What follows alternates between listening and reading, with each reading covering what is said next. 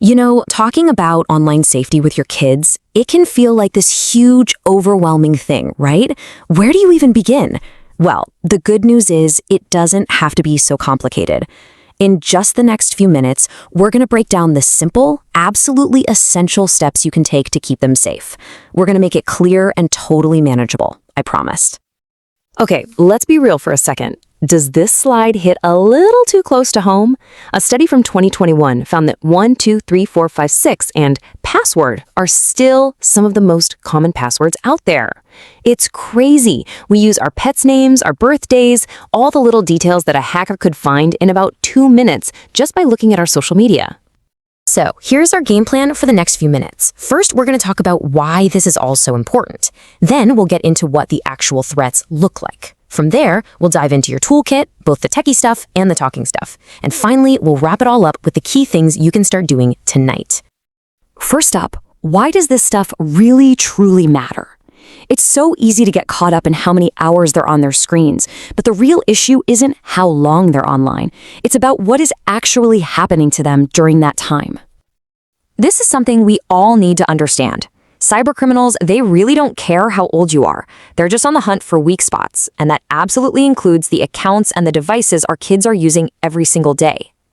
So what's really on the line here? The government of Canada actually breaks it down into 3 big areas. First, their information, like passwords to their accounts.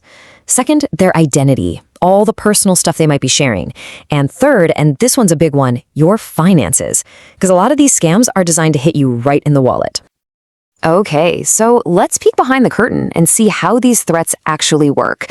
If you want to protect your kids, you've got to be able to spot the tricks criminals use.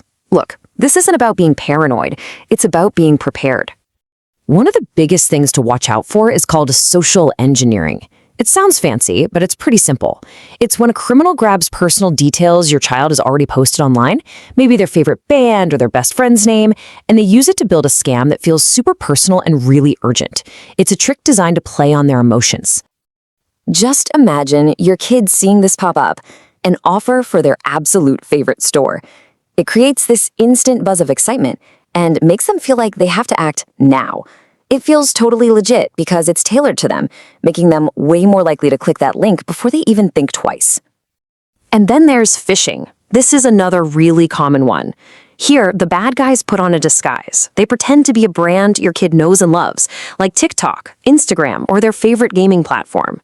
They'll send a message that looks totally official, trying to scare or trick them into handing over their password. Okay, enough with the scary stuff. We've seen the threats. Now for the good news. Building up your defenses is actually way easier than you think. Let's look at 2 incredibly powerful tech tools you can set up pretty much right away. Now, if you remember one thing about passwords, make it this. This comes straight from the UK's National Cybersecurity Centre. Length is always better than complexity. It kind of feels backward, right? But a short, complicated password is way easier for a computer to crack than a long, simple one. So how do you make a password that's long, but also easy to remember? The secret is so simple, you're going to love it. Just pick 3 totally random words. That's it. If you want to make it even stronger, you can toss in some numbers or a symbol at the end. And the difference this makes, it's just staggering.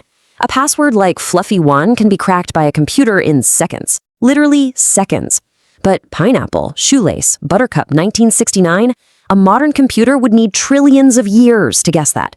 It's a huge security upgrade, and honestly, it's easier for us humans to remember. The second weapon in your tech toolkit is two-factor authentication, or 2FA for short. The best way to think about it is like a deadbolt on your digital door. Even if a thief somehow steals your kid's password, the key, they still can't get in because they don't have that second code that gets sent to a phone. And listen, this isn't some obscure feature for tech experts. It's built into almost every single platform your kids are using right now. Seriously, when this is over, take 5 minutes and help them turn it on for their email, their social media, their messaging apps. It is one of the single best things you can do for their online safety. All right, so we've covered the tech. That stuff's important. But your most powerful tool? It isn't a setting and it isn't an app. It's just talking. Let's dive into how to actually start that conversation. This right here is so crucial. This is not about sitting them down for a big, scary one-time lecture. It's about creating an open, ongoing conversation so your kids know without a doubt that they can come to you when something feels weird or wrong online without ever worrying they're going to get in trouble. But how do you even kick that off? It can be kind of awkward. That's why resources like these conversation starters from the Alaska Children's Trust are just fantastic. They give you simple, totally non-threatening questions to get the ball rolling, especially with the younger kids. A question like this is just perfect. See what's happening here? You're not starting with a bunch of rules or accusations. You're starting with simple curiosity. By showing you're genuinely interested in their world, you build the trust you need to have those deeper conversations later on. And of course, as they get older and their online life gets more complicated, the conversation has to grow with them. The questions can get a little more direct, touching on the new kinds of situations they might be bumping into.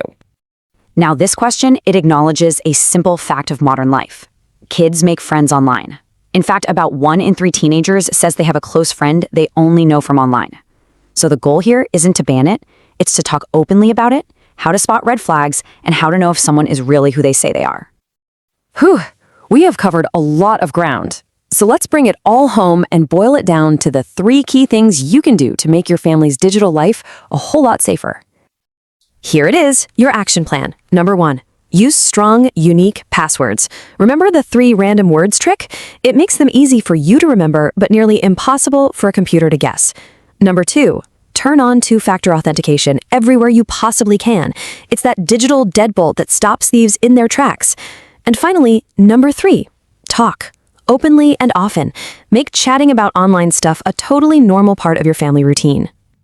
So let's end on this. The tech is important, for sure, but the conversation, that's where the real safety begins. This isn't just a recap, it's a starting line. So what's the first simple question you're going to ask tonight to get that conversation started?